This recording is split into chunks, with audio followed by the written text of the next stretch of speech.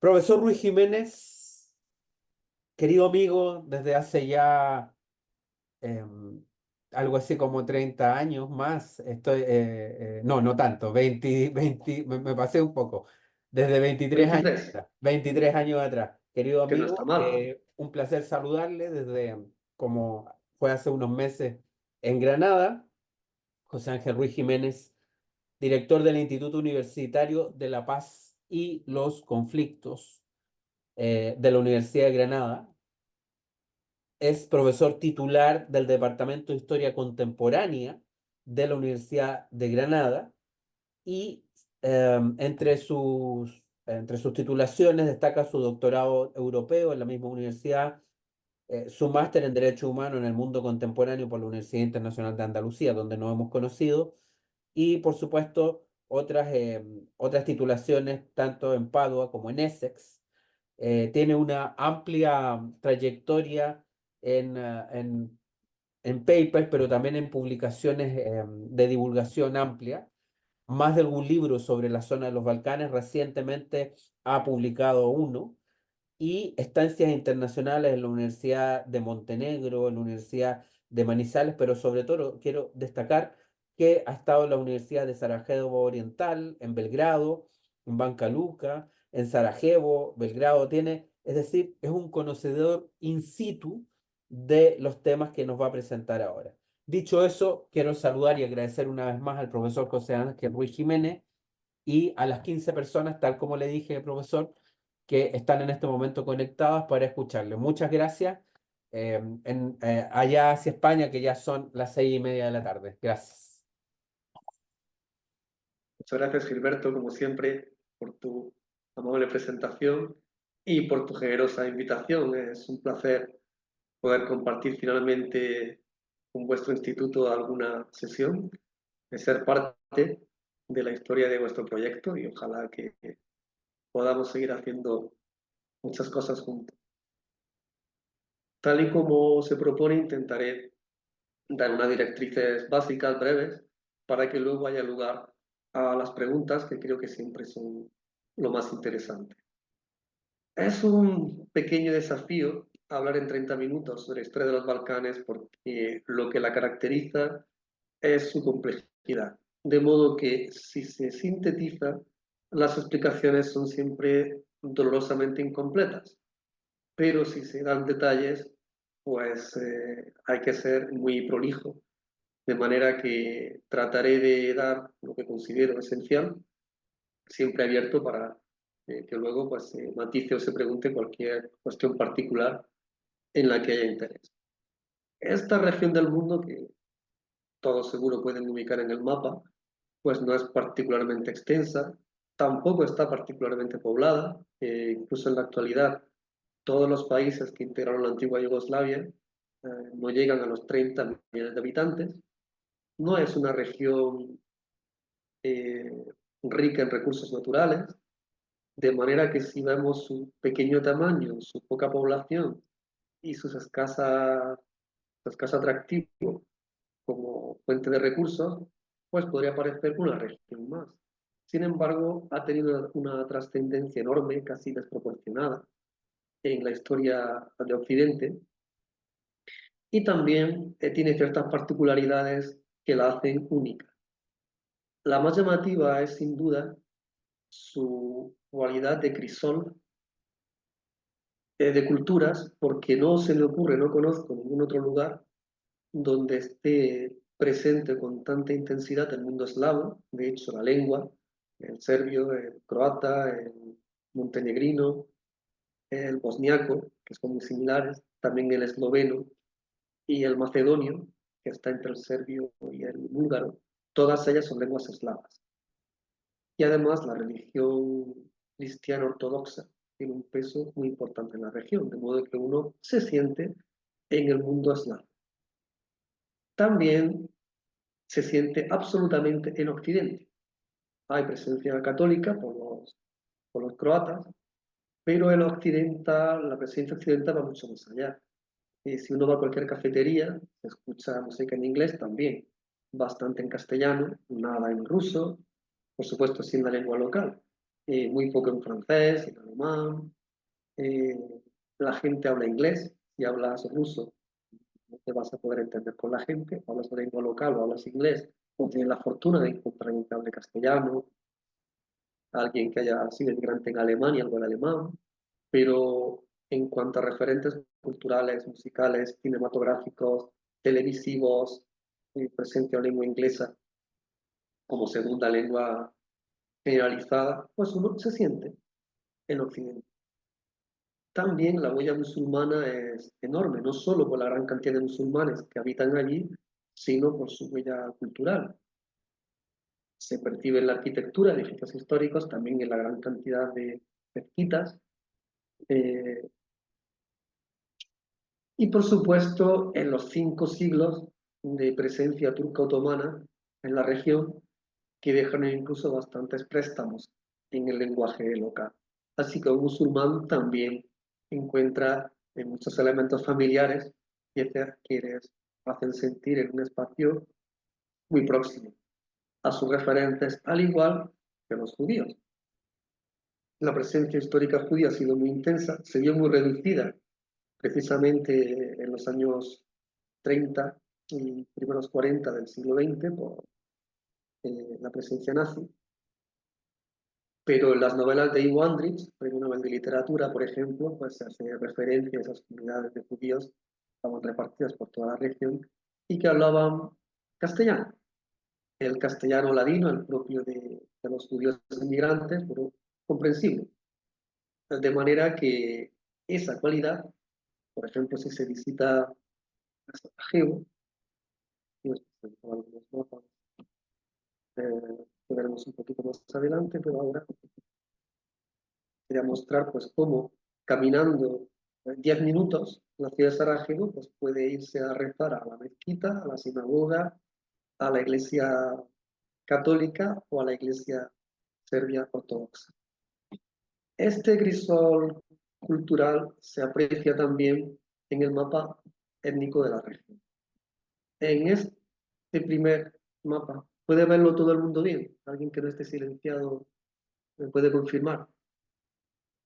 Bien, muchas gracias, Ricardo. Este es el mapa de las 6 repúblicas yugoslavas. Si algo daba sentido a este país tan particular en una región tan plural, era que compartiendo todas un mismo Estado, estas diversas identidades no tenían problemas de fronteras, porque si bien el mapa parece definir claramente dónde están los eslovenos, dónde están los croatas, dónde están los serbios, más allá de este mapa político-administrativo, el mapa étnico era mucho más complejo. De manera que crear en la región, una vez que se van los otomanos, en el siglo XIX, digamos, homologar los nuevos estados balcánicos libres al modelo de Estado-Nación occidental, pues era una tarea poco menos que imposible. Porque, por ejemplo, si vemos a los serbios, que aparecen en color azul oscuro, pues no habría continuidad en su Estado. La única forma de que haya continuidad en el Estado sería incluyendo a otras nacionalidades. Y esto nos lleva a uno de los grandes debates que arrancan en el siglo XIX y llegan a la actualidad. Todas las naciones quieren que sus nativos estén en un mismo estado. Todas aspiran a la unidad nacional. Y para ello, con frecuencia, pues tienen que integrar, ese es su deseo, integrar a otras minorías. No porque deseen integrarlas, sino porque, y esto es lo importante, todas las naciones prefieren tener minorías extranjeras dentro de su Estado, si todos sus nacionales están juntos, a que haya minorías de su nación en el Estado de al lado, sometidas por tanto a otra. Claro, aquí las tensiones pues llevarían enfrentamientos imposibles de solucionar. De ahí que la idea de Yugoslavia, de crear un Estado que compartiesen todos, pues haría que todos los pertenecientes a todas las naciones compartieran Estado con todos sus hermanos de nación, a su vez con otros. La idea perfecta sería sentirse de forma compatible yugoslavo o, y perdón, además de yugoslavo, pues croata o serbio, algo así como sentirse de Texas que los tejanos tienen reputación de ser muy patriotas, muy suyos, de amantes de su tierra, y a la vez muy estadounidenses. Esa era la aspiración, y en verdad, desde que se van los turcos, o mejor dicho, desde que son finalmente expulsados, hay dos proyectos paralelos. Uno, el que he comentado, el solucionar este problema, este callejón sin salida, uniéndolos a todos, porque aunque eran naciones distintas, con identidades nacionales distintas y con frecuencia con religiones distintas, todos compartían una idiosincrasia y la inmensa mayoría el mismo idioma. Así que, basándose en esa cercanía, que claro, igual algunos de ustedes pues, han escuchado de los enfrentamientos entre las tensiones entre croatas y serbios, ¿ciertas? Pero si un croata y un serbio migrantes se encontrasen en Canadá, pues se sentirían totalmente hermanos, compartirían lengua, referentes, absolutamente todo. Pues un proyecto, el llamado Ilirista, soñaba en esta unidad de todos los eslavos del sur. Y otro proyecto era el nacional, el de que cada una de estas naciones tuviera su propio Estado, así fuera integrando minorías en su interior.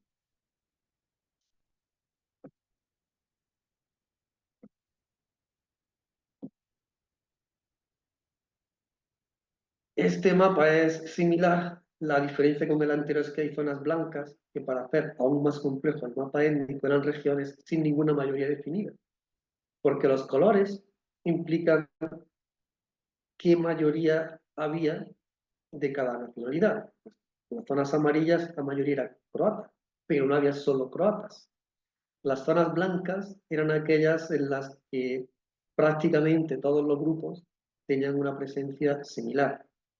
Quiero decir, las regiones, sobre todo centrales de Bosnia y Herzegovina, las que aparecen en blanco en la imagen, pues tienen la particularidad de que si se visitaba una población pequeña, como de 8 o 10 mil habitantes nada más, en la pequeña plaza de ese pueblo seguro que había una mezquita, una iglesia católica, una iglesia ortodoxa y una sinagoga.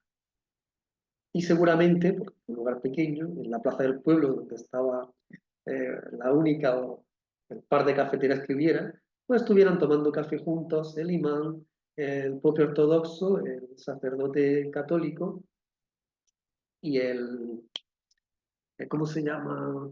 No recuerdo ahora el nombre de quien dirige la oración en la sinagoga. ¿Cómo fue? Pero bueno, vendrá y todo el mundo lo entiende. Pues los cuatro líderes religiosos, pues seguramente estaban todo el día discutiendo, pero también eran los mejores amigos. Esto que era una belleza, insisto, para cualquier viajero encontrar tal variedad que iba mucho más allá de la tolerancia, y esto es lo que la hacía especial, sino que se basaba en el respeto, quiero decir, todos conocían, disfrutaban y estaban orgullosos de esa diversidad, y todos se invitaban gustosamente, por ejemplo, la gran fiesta anual de los ortodoxos, Oslava, la celebración de su santo familiar, invitaba a los amigos católicos, musulmanes, judíos sin problema, y al revés, todos invitaban a todos. Está el Cordero, los musulmanes invitaban a todos, etcétera, con mucho gusto. Incluso había casos, no muchos, pero tampoco era insólito, de matrimonios mixtos. Y este mapa aún refuerza más esa imagen de collage. Muy bien, después de dos episodios históricos sobre los que podemos y después dar más detalles, uno, el fin de la Primera Guerra Mundial, en el cual se da la primera experiencia histórica de convivencia, que es una monarquía bajo un rey serbio. De hecho, el país, el nuevo estado, se llama Reino de los Serbios, Croatas y Eslovenos, lo cual no era exento de polémica, porque, por ejemplo, montenegrinos, macedonios, eh, se sintieron ignorados entre ese título. Y no olvidemos que, aunque era un rey constitucional, el rey era, ante todo, serbio. Así que era una unidad supeditada, aunque en un parlamento de elecciones, a un monarca de una de las nacionalidades que era la étnicamente más importante y también la gran vencedora de la de la Primera Guerra Mundial. Y también quien más sangre puso sobre la mesa. Porque esta es otra particularidad de la región balcánica. En ambas guerras mundiales es la región que más muertos tuvo por habitante de todos los contendientes. Situación que se repitió en la Segunda Guerra Mundial. Por supuesto, China y la Unión Soviética tuvieron tantos muertos que excedía el número de habitantes de los Balcanes, pero proporcionalmente la región que más sufrió, más pérdida demográfica sufrió fue la balcánica. Y dentro de la balcánica, en ambas guerras mundiales, la Serbia. Pues después del fracaso de esa primera experiencia monárquica, después de la Primera Guerra Mundial, las tensiones que se han ido acumulando hicieron que durante la Segunda Guerra Mundial, aparte de luchar contra la ocupación, sobre todo alemana e italiana, tuviese lugar casi una guerra civil paralela, que para los balcánicos era mucho más importante que la que les enfrentaba a sus invasores, porque sabían que la invasión tarde o temprano terminaría, y entre ellos tendrían que dirimir cómo quedaban las nuevas fronteras. Y a veces cuando se habla de que los odios, las tensiones entre los pueblos balcánicos son eternas, históricas, milenarias, eso no es cierto. Solo durante la Segunda Guerra Mundial es cuando se disparan estas tensiones y estos enfrentamientos y estos rencores serios entre los países balcánicos. Finalmente, quien se elige como vencedor es la opción comunista de los partisanos, que retoman el sueño ilirista de unión de todos estos países eslavos, usando el comunismo, la idea de clase, como superior a la de nación, a la que el comunismo, con la que el comunismo nunca se ha sentido cómodo, porque la identidad de clase pues, es por la que apostaba el comunismo, mientras que la nacional se supone que era un invento burgués para eh, explotar a la clase obrera, etcétera. Entonces el comunismo trató de superar esas rencillas nacionales usando la idea de clase, el prestigio de haber logrado expulsar a los alemanes, y es una época también de bienestar creciente en la región, de modo que los yugoslavos, después de una posguerra muy dura, pues van subiendo su nivel de vida hasta unos extremos desconocidos en la región. Yugoslavia fue un país en el que se fue viviendo cada vez mejor. Y por diversos motivos, que podemos luego detallar, pues aquellos que vivieron en los años 60 y 70 idealizan bastante Yugoslavia, porque era un país eh, bonito para vivir, para crecer en él, y también de una enorme reputación internacional. Su pasaporte era uno de los que más puertas abrían del mundo, tenía era una potencia diplomática, tanto la Unión Soviética como Occidente terminaron teniendo muy buenas relaciones con ella, pero la caída del comunismo y el ascenso gradual de los nacionalismos, producto de una creciente descentralización sin democracia, sobre el que también, si les interesa, podemos profundizar más adelante, pues llevaron a que en los primeros años 90, la mayoría de ustedes ahora, pues la situación terminó en una guerra civil. En la imagen pues pueden verse algunos de esos líderes nacionalistas, anti-yugoslavistas, que consideran que el comunismo estaba enterrando su identidad, su historia, quieren recuperar, y el comunismo en pleno declive internacional y también dentro de la propia Yugoslavia, pues sucumbió ante el impulso de los líderes nacionalistas croatas. Encima de su bandera puede verse a Franjo Tuđman, el líder del Partido Nacionalista Croata HDZ.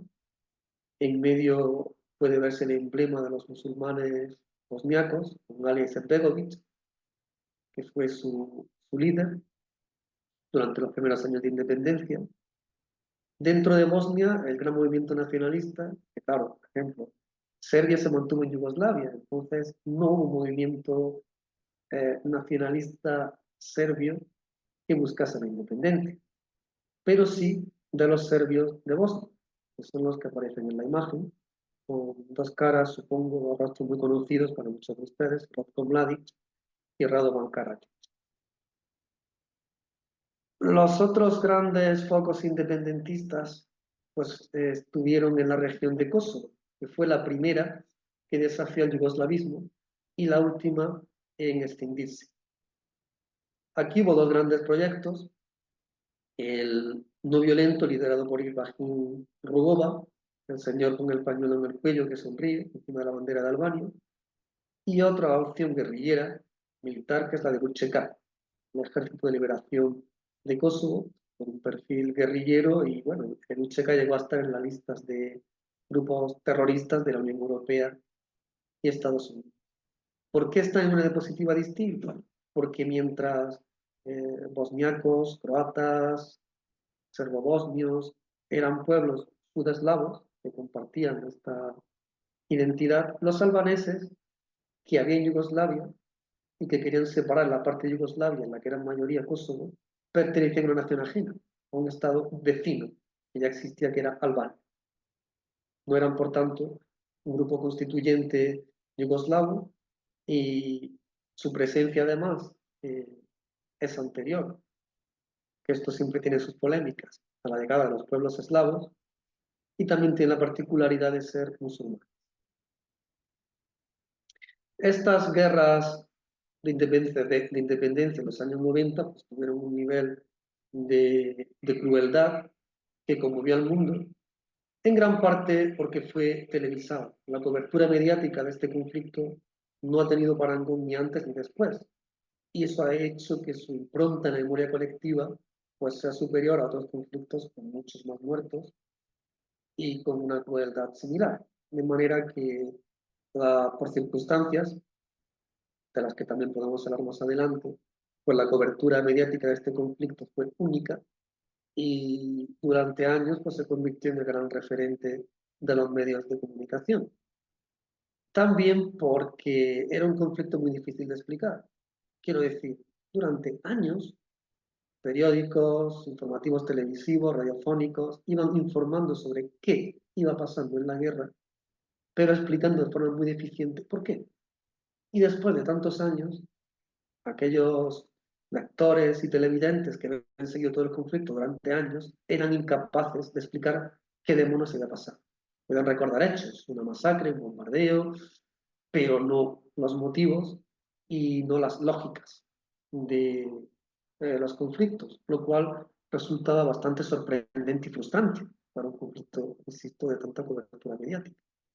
También fue un momento en el que se explotaron estos rencores de los años 40. Aquí vemos un ejemplo extremo, lo siento, oculto desagradable, pero real, que ilustra muy bien de lo que estamos hablando.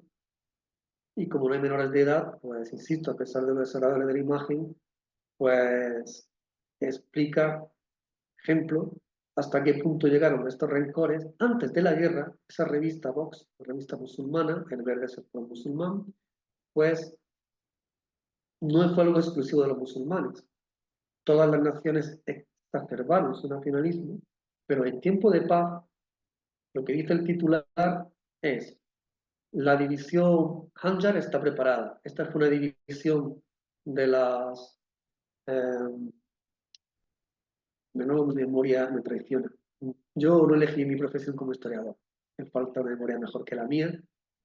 Ya me vendrá el nombre. Había un nombre que se daba a las divisiones del ejército alemán que no estaban compuestas por alemanes, y hubo una de bosniacos musulmanes, llamada división Hanjar, las Waffen SS. Entonces, la Hanjar fue una división de estas Waffen SS compuesta por musulmanes que combatían a los serbios.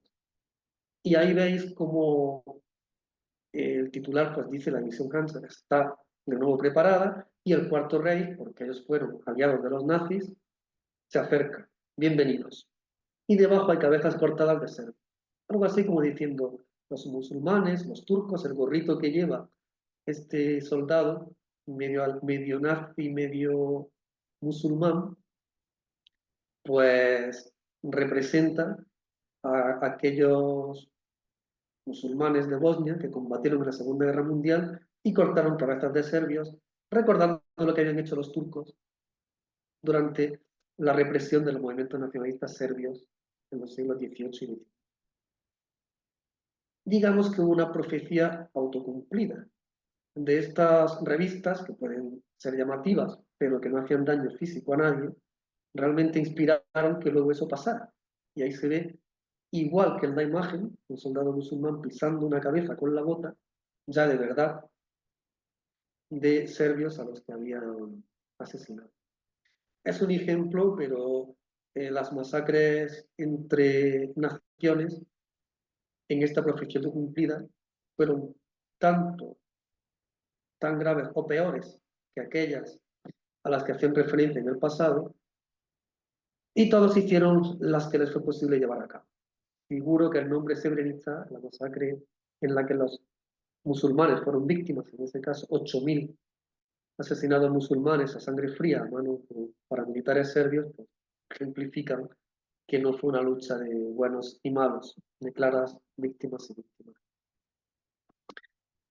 Hoy día, en la actualidad, pues hay una mucha mayor normalización de las relaciones, no hay grandes tensiones como antes, pero sí que la región tiene una dispersión bastante peculiar en muchos aspectos. Voy a destacar a través de estas imágenes algunos de los más llamativos. En la parte superior izquierda, pues se ve en la época todavía de COVID, se ven bastantes mascarillas, un momento de acercamiento, de refuerzo de las relaciones entre Serbia y China. El presidente de Serbia, Aleksandar Vučić, ha apostado muchísimo por China, él siempre en público.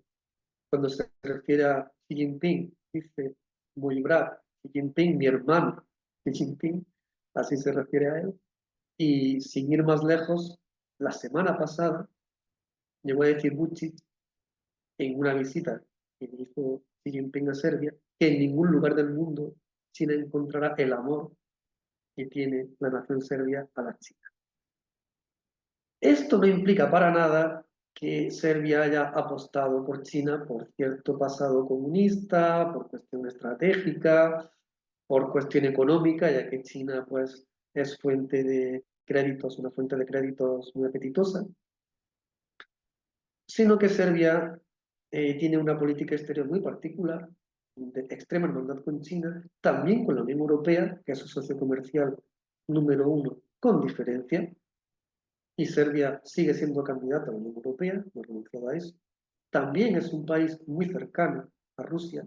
No hay país fuera de Rusia con tanto apoyo popular, tanto cariño popular a Rusia, no existe. Ni siquiera Bielorrusia, donde su liderazgo político sí tiene esta cercanía, pero no los ciudadanos.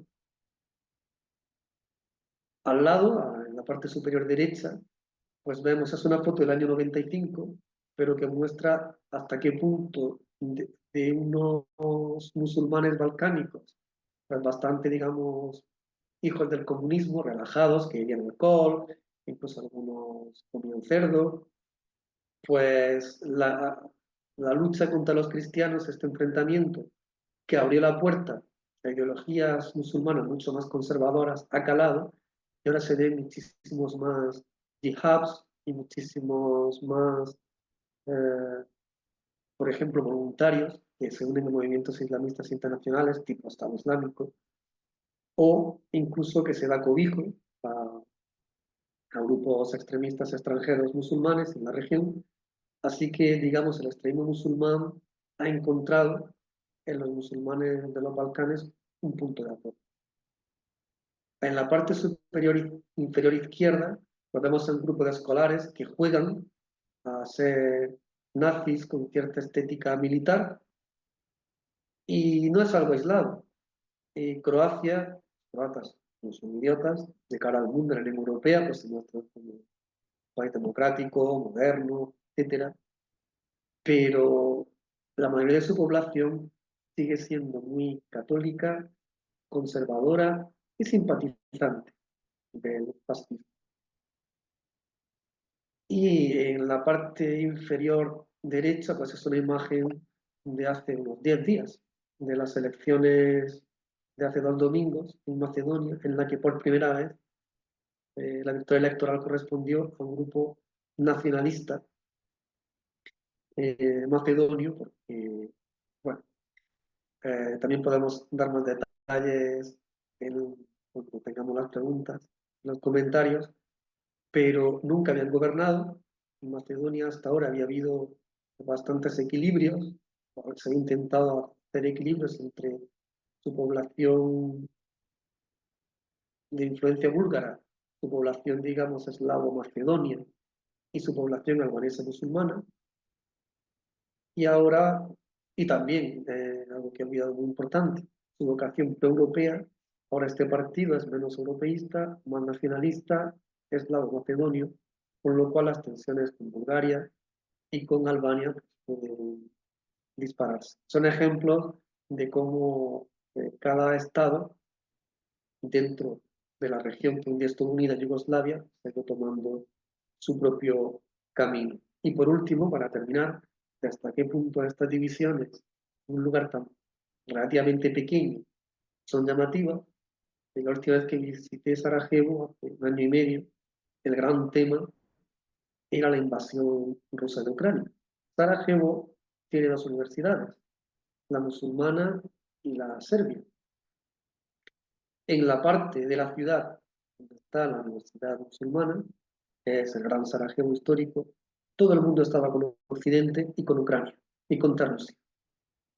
Y podías manejar tu auto no más de 7 minutos, ir a la parte serbia, ir a la Universidad de Sarajevo Este y encontrar todo lo contrario. Todo el mundo estaba a favor de Rusia, en contra de Occidente y de la postura de Estados Unidos, de la Unión Europea respecto a Ucrania y simpatizaba con Rusia.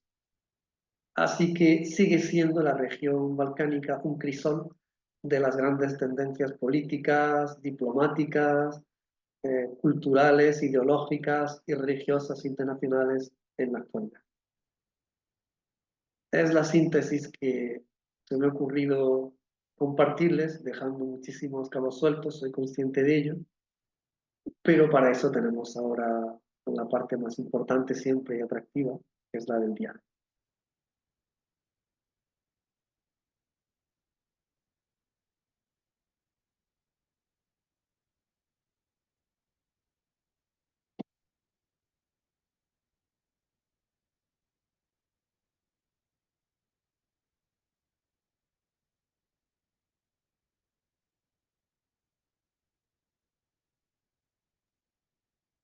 Muy, bueno, muchas gracias, muy amable profesor Ruiz Jiménez por esta presentación que fue en muy buen tiempo, fue media hora exacto. Podría ser, sin duda, nos da un espacio de media hora, 40 minutos para aclarar dudas. Es decir, que tenemos 24 personas conectadas en este momento. Quiero darles nuevamente la bienvenida a todos y todas al Instituto de Estudios Internacionales en esta sesión que estamos hablando de los Balcanes 20 años después de esa presencia de la OTAN tan marcadora. Em, si me permiten, veo que hay unos chats, voy a leer y decirles que vamos a tener la misma dinámica también si alguien quiere levantar la mano de alguna forma telemática o por esta vía para poder participar. Desde ya, eh, decirles que, bueno, los saludos de Sergio Bueno, a quienes saludamos, y también Francisca Carrasco, quien pregunta, profesor Ruiz Jiménez, ¿cómo cree que el término del conflicto en Ucrania repercuta en los Balcanes? ¿Podrían acaso reactivarse focos de conflicto? Acá hay un tema que vincula ambos conflictos. Le escuchamos, profesor. En 2022, cuando se inició la invasión rusa de Ucrania, hubo muchísima polémica y atención mediática sobre los Balcanes como posible foco de expansión del conflicto. Incluso se habló de que Rusia podría avivar las tensiones, sobre todo en Bosnia-Herzegovina, entre la parte serbia que quisiera irse de ese estado llamado Bosnia-Herzegovina y tener su propio país, República Srpska, y los musulmanes para desestabilizar la Unión Europea. Digamos que había quien pensaba que Rusia podía instrumentalizar los Balcanes para llevar a las puertas de la Unión Europea el conflicto armado, Pero en mi opinión, y el tiempo hasta ahora, pues, puede darme la razón, eran análisis demasiado alarmistas e injustificados. De hecho, los Balcanes históricamente han sabido jugar con Occidente desde los primeros años 90, porque saben que tengan el conflicto interno que tengan, la resolución va a depender de lo que las grandes cancillerías decidan. De modo que saben jugar amenazando con una posible nueva guerra, etcétera, porque saben que los occidentales pues, pueden echarse a temblar. Ups, no queremos otro conflicto que puede llevar eh, masas de inmigrantes y refugiados a la Unión Europea, puede hacer que los estados colapsen y entre el islamismo, entre narcotraficantes, etcétera. Pero más allá de eso, más allá del ruido, no hay, entiendo, posibilidades realistas de que haya un conflicto armado en los Balcanes relacionado con la guerra de Ucrania. Sí, resaltar algo que no he comentado, los dos grandes focos actuales de conflicto en la región que tiene que ver con la pregunta sobre Ucrania. O sea, ¿qué conflictos podrían azuzarse desde fuera de los Balcanes, por ejemplo, a raíz de una crisis como la guerra de Ucrania? La resolución de la guerra de los 90 convirtió aquel collage que vimos al principio en un mapa étnico mucho más homogéneo debido a las limpiezas étnicas. Las limpiezas étnicas fueron, en natural, muy desagradables, pero simplificaron, digamos, racionalizaron el mapa y permitieron que los nuevos estados fueran étnicamente más homogéneos. Pero hubo dos cuestiones que se resolvieron a medio. Una, la de Bosnia y Herzegovina, los acuerdos que crean este nuevo estado, en Dayton, en 1995, pues convierten el país en una federación, una parte, un estado dentro del estado, es el serbio, el llamado República Srpska, con su propio parlamento, presidente, elecciones, etcétera. En principio incluso ejército, cosa que se abolió, y la parte musulmano-croata. Los serbios están ahí obligados. Ellos entienden que no ven motivo, si la inmensa mayoría de los pobladores de esta región, que ya tiene una entidad política propia, República Srpska, no entienden por qué la comunidad internacional les obliga a permanecer ahí.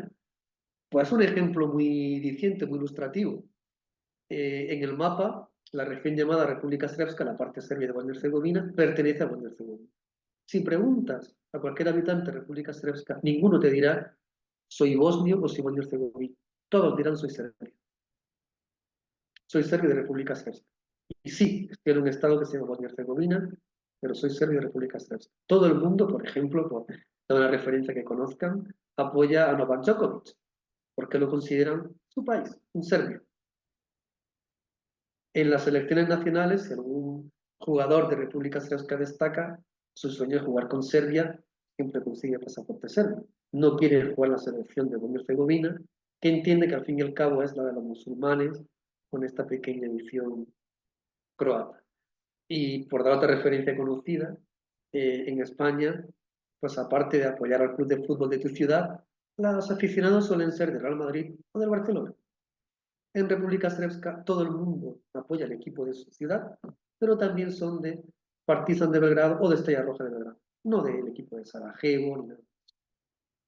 Y cuando a veces, es lo último que voy a comentar, es por ilustrar la situación, algún colegio dice, bueno, vamos a visitar la capital, a ningún serbio de Bosnia se le ocurre ir a Sarajevo, la capital es Belgrado, aunque en el mapa parece que es Sarajevo.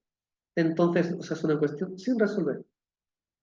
¿Cómo dentro de esa federación de dos entidades que forman Bosnia y Herzegovina, la parte serbia está ahí totalmente obligada y quisiera ir?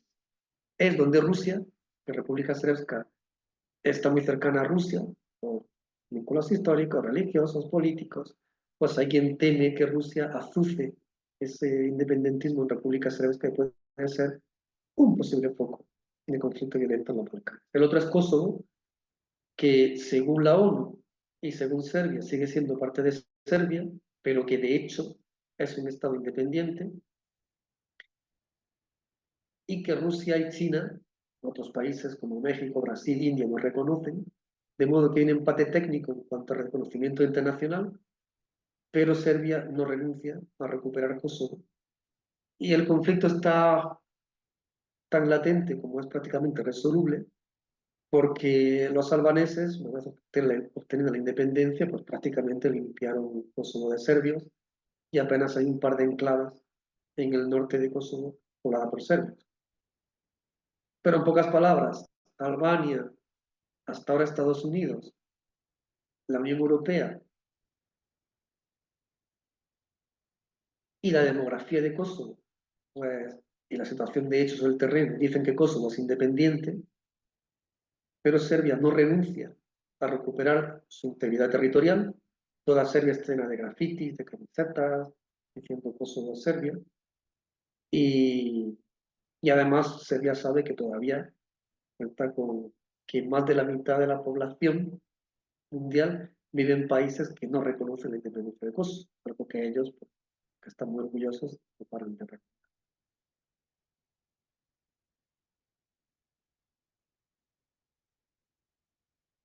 Eh, Puedo leer, si te parece, yo mismo las pregunto porque puedo verlas. Patricio Boric, no sé cómo se pronunciará, si el origen es balcánico sería Boric. Eh, claro que podéis tener copia de la presentación y todo lo que queráis, con mucho gusto. En cuanto a la pregunta de Renato Rondanelli sobre la guerra en Gaza, pues hasta ahora no ha sido un gran asunto en los Balcanes, se habla del tema, pero por ahora no está causando grandes debates ni fricciones, por el momento, aunque como es natural, pues los musulmanes de la zona están totalmente a favor de los palestinos, y ya como comenté, pues la presencia judía es muchísimo más reducida, entonces, demográficamente son bastante relevantes. Patricia Araya pregunta sobre los medios, pues eh, es muy interesante leer los medios para informarse de lo que pasa, pero sobre todo para informarse de cómo se cuentan las noticias allí, porque el periodismo está muy mediatizado por dos corrientes. Una, el control estatal, el periodismo independiente pues, es bastante limitado, y otra, la presencia de una prensa que no sé si existe en Chile, no es muy común en Europa, llamada la prensa amarilla. Es un fenómeno muy británico, hay diarios muy conocidos, el Daily Mirror, The Sun, Daily Standard, que venden mucho, pero digamos no son periódicos serios, son bastante sensacionalistas, de chismes, de noticias informativas. Pues también este fenómeno editorial lo he visto en países como Perú, que es muy intenso, y es lo que digamos la gente lee en la cafetería, en el autobús, no suelen leer los periódicos más sesudos. Pues esta prensa amarilla es muy potente en los Balcanes, y la guerra de Ucrania pues lo ha puesto muy claramente de manifiesto. En teoría son medios independientes, pero el gobierno la usó para, sin mojarse, sin pronunciarse directamente, mostrar a la población el apoyo a Rusia mediante titulares y noticias tremendamente prorrusos y por tanto bastante poco objetivos. Entonces leer la prensa amarilla no es informarse, pero sí permite informarse sobre cómo se cuentan las cosas allá. El idioma es un problema y hay un diario bastante confiable que se llama B92, como suena, B de burro, 92, que tiene una edición en inglés y que puede leerse. Luego los mejores periódicos, los más respetados, aunque han perdido parte del prestigio que tuvieron en el pasado, por esta cuestión de control estatal, se llaman Política, como suena, igual que en castellano, pero con K, y Danas, también como suena, lo puedo escribir aquí, eh, que a pesar de la dificultad del idioma, hoy día pues no hay más que darle un botoncito que dice traducir, entonces uno puede estar, hablar el idioma al día de lo que sucede en la región, pues entrando en política y Danas, que está en serbio, y en B92, que tiene una edición en inglés pues, muy completa.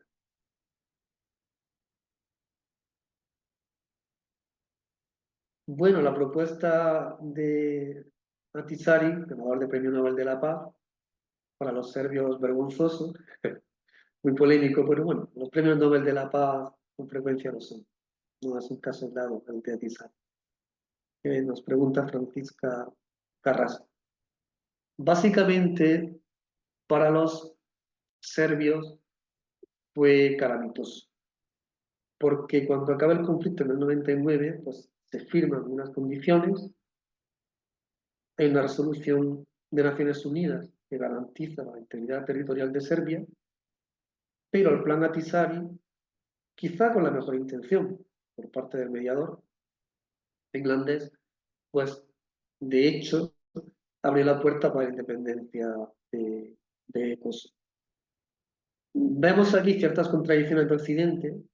Es fascinante para un politólogo ver cómo la OTAN, en el año 99 muchos pensaban que no tenía sentido porque ya no había Unión Soviética. La OTAN estaba pensada para defender Europa Occidental de una posible invasión terrestre soviética. Y la OTAN se reinventa como, digamos, brazo humanitario de la humanidad para frenar la represión o el genocidio de los serbios contra los albano-kosovares.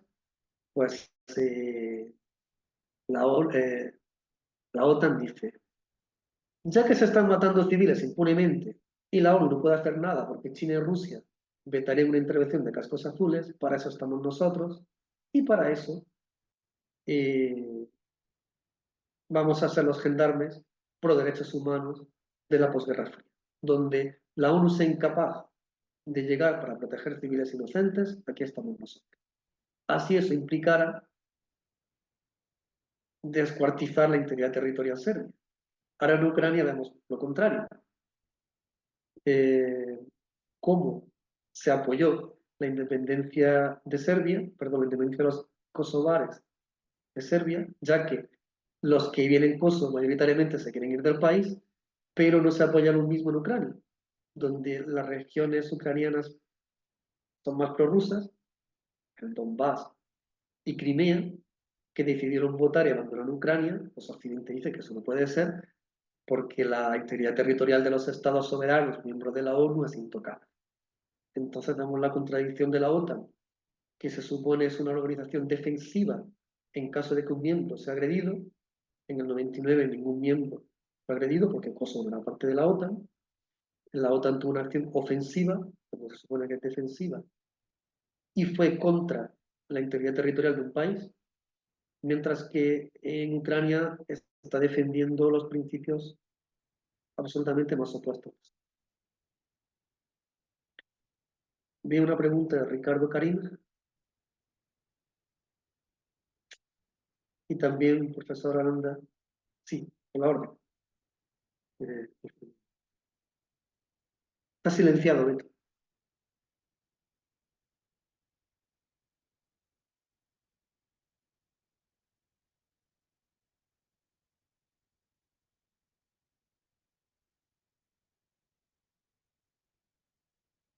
Mientras el profesor Aranda tiene sonido, pues intento contestar a la pregunta de Ricardo Karim. Pues es algo sobre todo interesante para los serbios, porque ellos siempre han soñado con que un cambio en la política exterior estadounidense cambie el estatus de Kosovo. Cuando Trump ganó las elecciones en 2016, si no recuerdo mal, en Serbia se pensaba que era el primer paso hacia la independencia de Kosovo, por la cercanía, se decía, entre Trump y Putin, y porque Trump veía en la defensa de Kosovo como una herencia del Partido Demócrata, y todo lo que hacen los demócratas, pues por principio, Trump podía estar en contra, y esas expectativas pues no se vieron satisfechas. Pasaron los años del gobierno de Trump y el statu quo no cambió. Ahora los albaneses de Kosovo, como bien comenta en su pregunta eh, Ricardo Karim, Estados Unidos y la Unión Europea están empezando a hartarse, digamos que sienten que los albano-kosovares empiezan a comportarse como un niño consentido, que ha visto lo que hablamos de los cómo los balcánicos saben forzar a los occidentales. Hay un autor, Francisco Veiga, que llama esto la trampa balcánica. La astucia de los balcánicos para saber atraer a potencias internacionales a su lado. Pues bien, empiezan a sentir que como han consentido a todo a los albaneses por encima de los serbios, pues están tensando demasiado la cuerda. Y en pocas palabras, es muy pertinente la pregunta de Ricardo, por primera vez en los últimos 2 años, tanto Unión Europea como Estados Unidos están contradiciendo y parando los pies a los políticos albano-kosovares, pero más allá de la retórica no se ha dado ningún paso serio que realmente haga pensar de una mayor equidistancia respecto a las tensiones entre Kosovo y Serbia. Realmente Kosovo sigue siendo el caballo de Occidente en esta carrera, aunque hay un cambio de dinámica, insisto, hasta ahora solo retórico, el que observa muy pertinentemente Ricardo Cari. Pues la pregunta de Nicolás es la misma que me hice yo. Entonces, el último libro que publiqué, pues, de pocos meses, está actualizado hasta hace menos de un año, era precisamente para responder a esta pregunta, porque se ha publicado mucho sobre Balcanes, pero sobre todo referente a los conflictos de los años 90 y algo sobre la época del comunismo yugoslavo y de la Segunda Guerra Mundial. Como historiador, yo echaba en falta un volumen, primero, que hablase de lo que pasaba allí antes de la Segunda Guerra Mundial y también que explicara qué pasó después de la guerra del 90, porque después de una eclosión editorial por lo llamativo del conflicto, se escribió mucho sobre los 90, pues parece que después de aquellos años no ha pasado nada. Y hace ya un cuarto de siglo que terminaron aquellas guerras. Entonces yo sentía que faltaba un libro, incluso en inglés, que de una forma directa, pero completa, pues, y también una extensión razonable, un tomo enciclopédico eterno, por la complejidad que siempre tienen los Balcanes, contase la historia de esta región antes de la Segunda Guerra Mundial, durante la Segunda Guerra Mundial, el comunismo, la guerra de los 90, pero también qué ha pasado después y en qué punto está. Y justo esa pregunta que plantea Nicolás es la que me hice yo. Y leo literalmente su respuesta. Quiero que exista un libro que uno pueda recomendar para aproximarse a la historia dinámica de los Balcanes de forma completa. Y Raúl Tejada tiene una pregunta. Sí, levantó el brazo hace un rato. Sí, listo. Eh, Primero agradecerle por la excelente conferencia, profesor José. Mi consulta va respecto a Bosnia. Vi que había bastantes acercamientos del presidente de la República Srpska hacia Rusia y hacia China.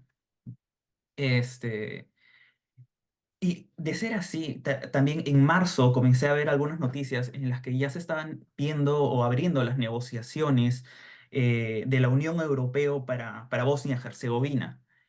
Eh, y ahí entro en un poco de conflicto, porque no sé qué intereses puede tener en todo caso la Unión Europea para atraer a Bosnia, viendo tantos conflictos de cierta forma internos entre la República Srpska y la Federación Bosniaca.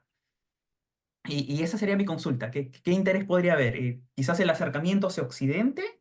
Eh, o qué en realidad? Porque incluso veo que en Bosnia la cantidad de la población ha comenzado incluso a bajar un poco porque están comenzando a migrar hacia la Unión Europea. Entonces veo que esto más bien podría incrementar este flujo de personas.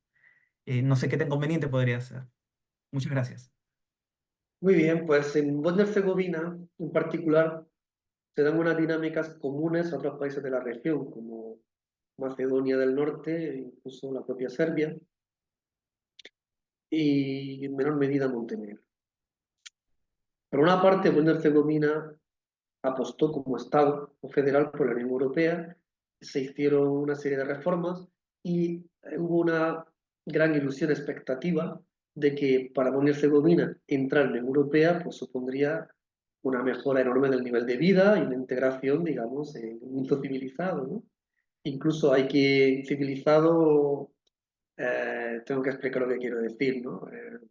hablando informalmente como hablaría un bosnio, no es que sean para nada salvajes, digamos, integrarse dentro de este espacio que prácticamente afecta a todo el continente y que ha dejado a los Balcanes atrás como una isla. No el mapa de la Unión Europea ve que ha seguido avanzando hacia el este y ha dejado atrás los países.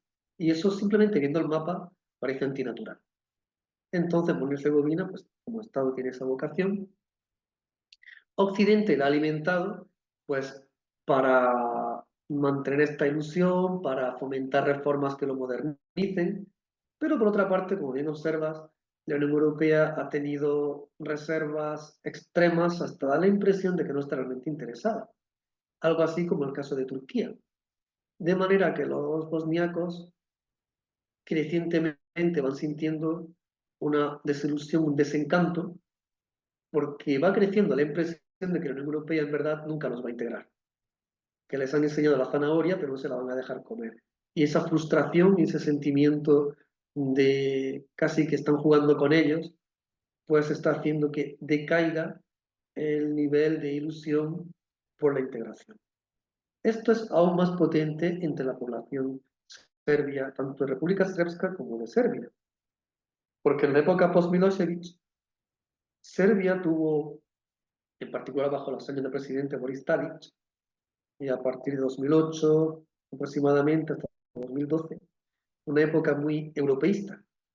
El presidente apostó por la Unión Europea, se hicieron grandes reformas, incluso se arrestó a los históricos Mladic, Karadzic y otras figuras perseguidas por el Tribunal Penal Internacional. Pero los serbios observaron que Europa no respondía en la misma medida que Serbia estaba dando. Y sentían un poco que solo pedían, lo último es pedir que Serbia renuncie a Kosovo, de manera que Serbia ve que da, pero sin una garantía de recibir. Y sienten, bueno, ahora falta que entreguemos Kosovo, pero que no nos den la integración. También a esa desilusión pues se une una Rusia mucho más fuerte, con una labor diplomática muy potente, ojo que no económica, el nivel de inversión rusa en los Balcanes es minúsculo comparado con el de la Unión Europea, aunque a veces da la impresión opuesta. Por ejemplo, hay una empresa, seguramente conozcan, Gazprom, que es una empresa de combustibles, que compró la empresa histórica nacional de combustibles de Serbia, NIS, ahora se llama Gazprom NIS. Entonces uno ve una empresa, porque las gasolineras son muy visibles, entonces uno ve a Rusia por todas partes porque la ven las gasolineras. O la gran catedral de Belgrado, Sveti Sava, San Sava, pues está siendo construida con fondos locales, serbios, y con una generosa ayuda a Rusia. Entonces es muy emblemática, por ejemplo, por este gas, por la catedral, pero en números absolutos es muy pequeño. ¿Qué quiero decir con todo esto? Que por diversos motivos, sobre todo por la sensación de que Europa nunca ha creído en Serbia y les obligan a dar y sienten como crecientemente los bosnios que están jugando con ellos como jugaron con Turquía, las estadísticas muestran cada vez un nivel de deseo de adhesión a la Unión Europea menor. Si en los años 2010, 2012, el 70% de los serbios estaban de acuerdo con la integración, hoy es apenas del 40%. Si se hiciera un referéndum en Serbia y dependía de Serbia unirse en la Unión Europea o no, la sociología dice que más serbios preferirían no entrar. Y un último detalle, porque en Balcanes, como dije al principio, todo es complicado. Una cosa es que pregunten en una encuesta de opinión, ¿quisiera usted que Serbia entrase en la Unión Europea? Y por este sentimiento de manipulación de Bruselas, de cercanía a Rusia, de apoyo obvio de la Unión Europea a la independencia de Kosovo, dijeran no. Pero otra cosa sería que de verdad la Unión Europea dijese, bueno, si en el referéndum gana el sí, os integráis mañana. Las respuestas fuesen distintas.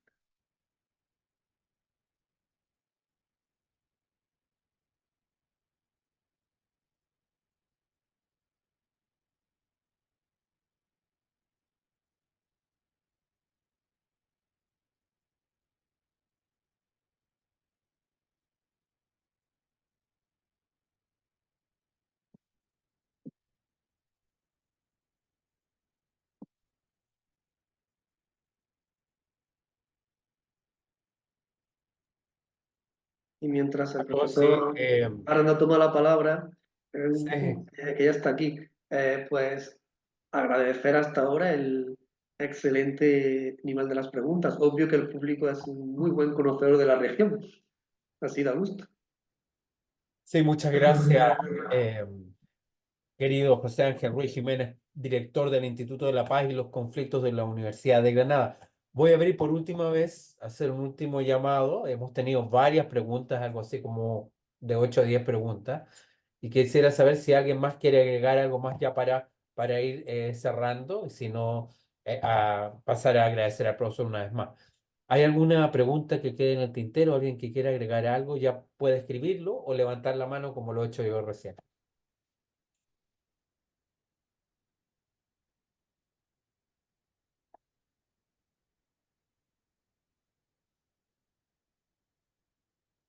Bien, profesor.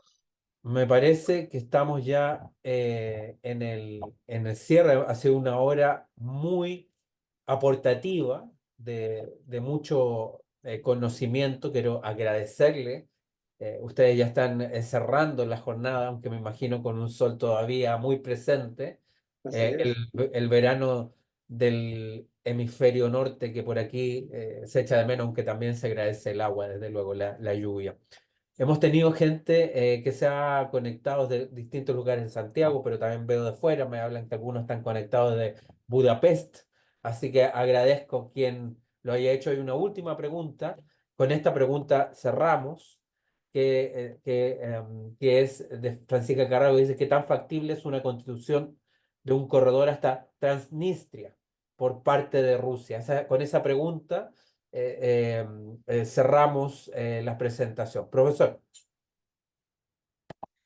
He compartido el enlace al libro que me comentaba, que en parte es autopromoción, pero en parte lo hago con buena conciencia porque mi vocación cuando lo escribí era precisamente de tratar de explicar a lectores interesados, porque aun siendo una región, como decía, pequeña y no tan poblada del mundo, pues despierta mucha curiosidad, mucho interés internacionales, por ejemplo el mío, desde España. Y mi idea era pues escribir un volumen que satisfaga, ¿cómo se dice? Satisfagiera a ese tipo de lector que quiere pues una obra académica seria pero accesible y actualizada sobre Balcán. Eh, Me preguntaba por el corredor hacia Transnistria.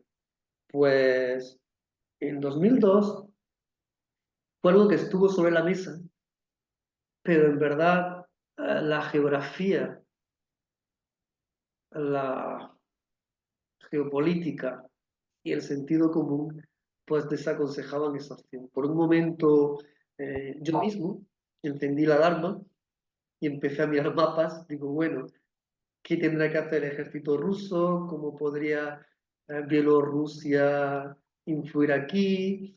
Sería la oportunidad de que Transnistria, seguramente porque veo el nivel del público, todo el mundo lo sepa, pero en pocas palabras, una parte de Moldavia prácticamente autónoma, que vive como si los años 80 no hubieran pasado.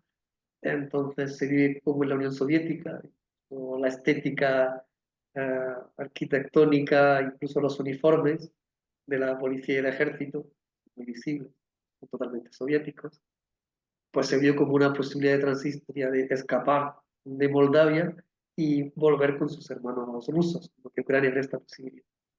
Pero insisto, la geografía y la lógica de la guerra, pues al final han mostrado que es algo poco realista. Incluso en la propia Transnistria, pues han sido conscientes de ello y no ha habido mayor caso.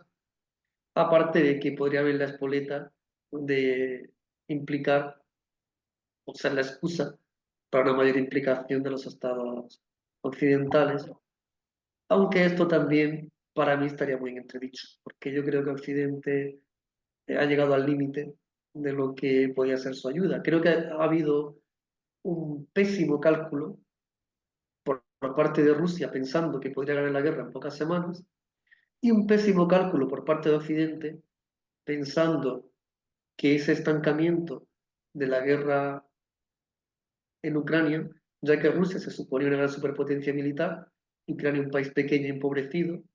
Para Rusia, no ganar es perder. De manera que Occidente pensó que sancionando económicamente a Rusia, aislándola y embarcándola en una guerra que podía hacer aún más impopular a un régimen aislado y sancionado internacionalmente, Putin podría caer. Y ese supuesto tampoco se ha dado. Entonces Occidente, en pocas palabras, erró fatalmente en su cálculo de que el fracaso en Ucrania podría hundir a Putin. Putin sigue ahí. La economía rusa se ha recuperado de forma, y esto es un tema también muy interesante, completa, muy fuerte está hoy día económicamente Rusia, con lo cual Occidente fracasó. Y ahora se ve en el callejón sin salida de que solo puede apoyar a Ucrania hasta cierto punto para no involucrarse directamente. Pensaban que Putin quería no caer, ya no saben qué hacer con Ucrania. Pensaban que los ucranianos les permitirían ver hasta qué punto era tan fuerte el ejército ruso, vieron que no era, se ha visto que no era tan fuerte como parecía, y que el régimen caería. Pero también Rusia, insisto, pensaba que ganaría en pocas semanas y la guerra se le enquistaba. Ahora bien, a fecha de hoy, a diferencia de lo que pasaba hace año y medio, el reloj va corriendo a favor de Rusia. Porque dentro de Estados Unidos, que es su gran valedor militar, cada vez hay más división sobre si Estados Unidos debe seguir apoyando militarmente a Ucrania o no, por lo mucho que supone económicamente y financieramente. Y más valdría centrarse en China. Y esa división dentro de los políticos, dentro de la política estadounidense, pues puede derivar en un acuerdo de paz en el que Ucrania tenga que agachar las orejas y admitir, aceptar la pérdida del Donbass y de Crimea. Que es una pena porque ya se hicieron los acuerdos de Minsk que hubieran dado una autonomía que Rusia hubiera aceptado, limitada a esta región dentro de Ucrania, y quizás sea la solución que se llegue, pero muchos años y muchos muertos después. Muchas gracias, profesor, por la presentación y sus comentarios finales. A nombre del Instituto de Estudios Internacionales de la Universidad de Chile, queremos agradecer su presencia también como director del Instituto de la Paz y los Conflictos de la Universidad de Granada. Agradecer a quienes han participado de este webinar, de esta instancia, y desearles a todos y todas muy buenas tardes, buenas noches a España. Muchas gracias, José Ángel. Pues muchísimas gracias por la atención y por el diálogo. La verdad me he sentido entre amigos porque he sentido mucho interés y mucho conocimiento sobre el tema. Y al servicio del instituto, cualquier cosa en que os podamos ser útiles desde el IPAZ, o yo mismo individualmente, pues siempre encantado de colaborar con vosotros. Muchas gracias y buenas tardes. Damos por cerrado este webinar. Buenas tardes, hasta luego. Tardes.